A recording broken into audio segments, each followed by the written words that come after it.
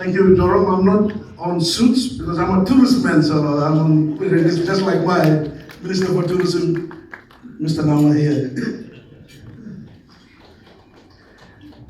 Good night, everyone, and thank you all for making the time to attend this 50th anniversary. I think on behalf of MRDC, I would like to thank you all for making the time to come here.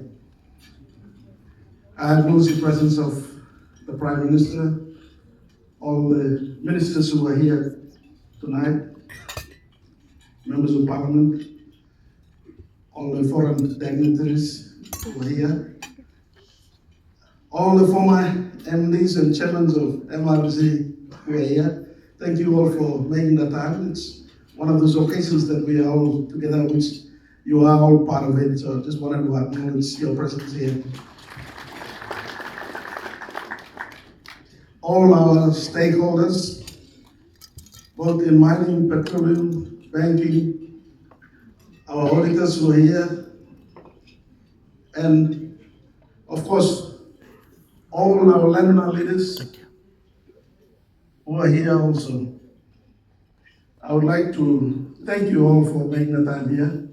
Our two governors, say Chris Abita and Governor Diallo, who are also, key participation in all our board meetings and in all our endeavors in MRDC Group. Tonight, I want to start by acknowledging the names of the subsidiary companies which MRDC has managed, from the oldest to the most recent. Most times we celebrate MRDC success and we tend to forget it. It is the landowner subsidiaries asset that we manage, and it is ultimately their decision that result in the investment success. These subsidiaries are Mineral Resource Anga, Petroleum Resource Kurubu, Mineral Resource of Teddy, Mineral Resource Star Mountains, Petroleum Resource Gobi, Mineral Resource Star Mountain, Petroleum Resource Moran, PNG LNG plant site, PNG LNG pipeline, Gas Resource Heights 4, and more recently, Gas Resource Gigira, Gas Resource Angora, and Gas Resource Jua. All these make up MRDC. MRDC is just a management company.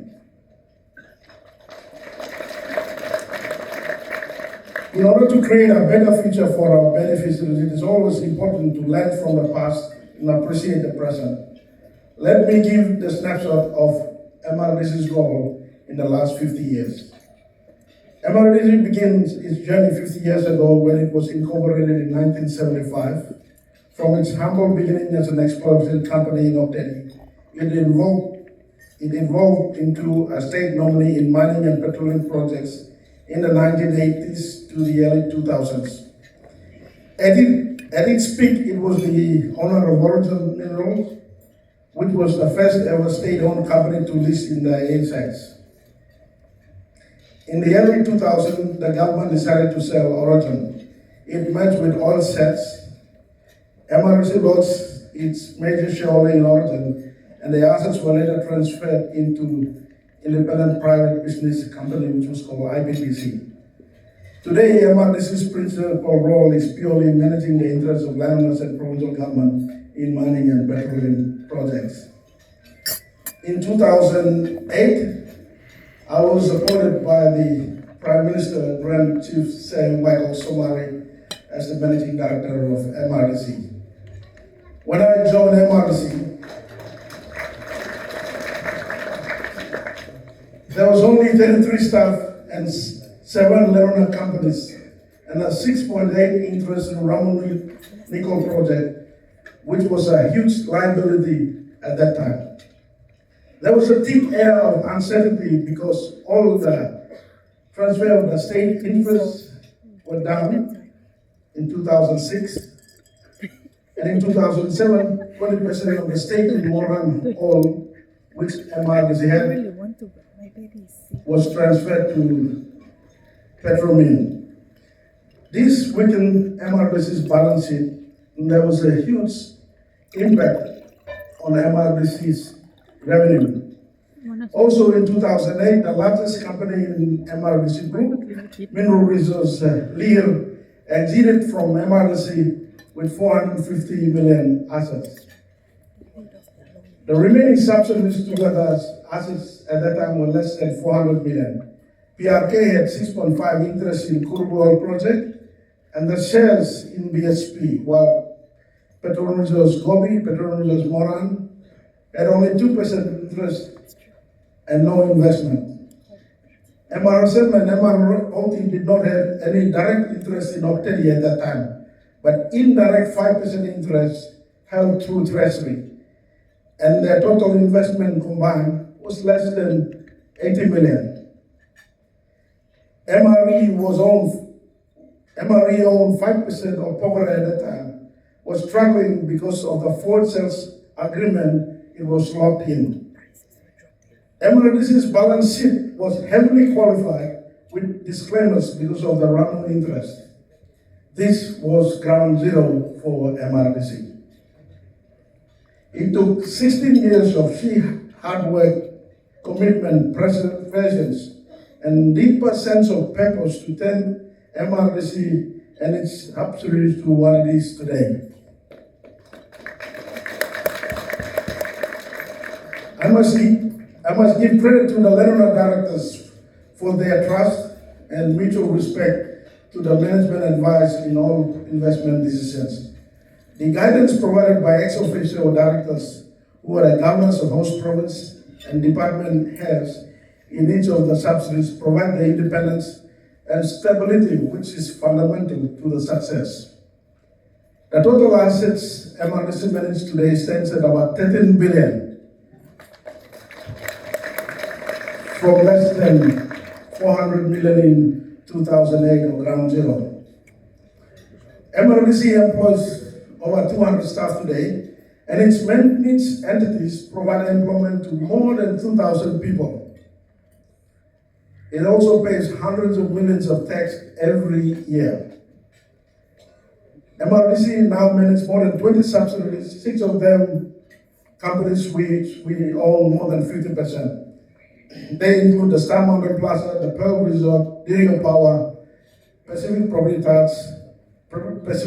Trust, PNG, Heavy Lift, and the Pascal Gas Project. Added to this will be 4 hotels we are building in Tari, Kutubu, Ikori, and Kerma, and 6 brand new ATRs which will be leased to PNG.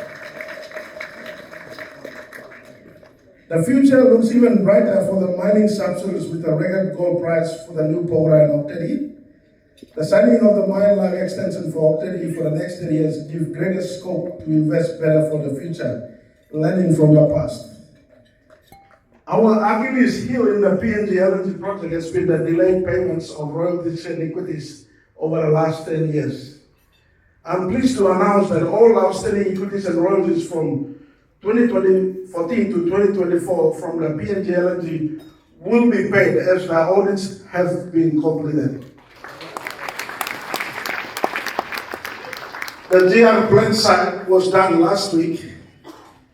On Monday, GR pipeline will start, and hopefully by the end of the week, the gas resource heights for will be paid.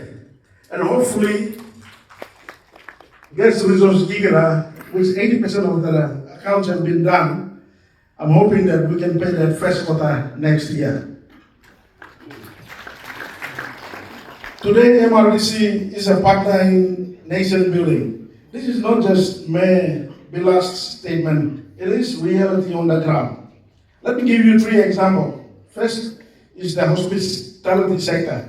MRDC's investment in the Star Mountain Plaza in partnership with the Hilton brand has triggered a wave of other international brands like Marriott, Radisson, Crown, and now Sheraton to enter the PNG market. Second is the aviation sector.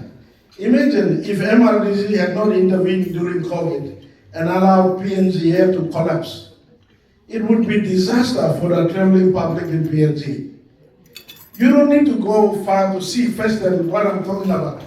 Just go to Port Moresby domestic terminal tomorrow and see the long line of passengers and the huge fares they have to pay, and you will appreciate what we have done. Now, for the first time, PNG here will go to places like Mendi, Vanimo, Bougainville, and other towns in the 22 provinces will have regular flights and connectivity that have been denied.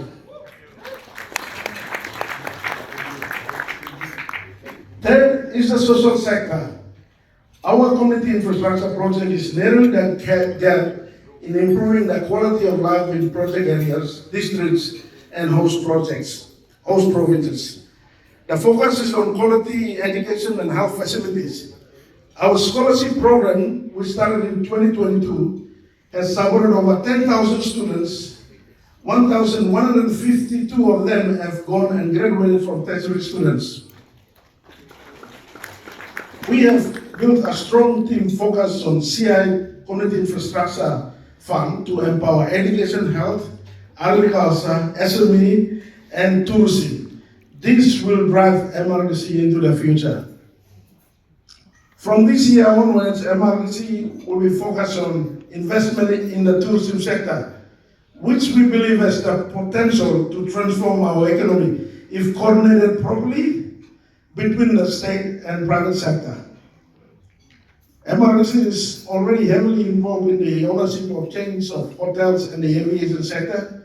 We've realized that the multiplying effects by mining and petroleum sector to the surrounding communities and the nation is minimum compared to tourism. So at the micro level, we've started at project areas. This year, massive investment has been made for the 4 hotels. The one in Tari was launched by the Prime Minister recently. The Hela Heritage will be completed in 2027, just in time for the election.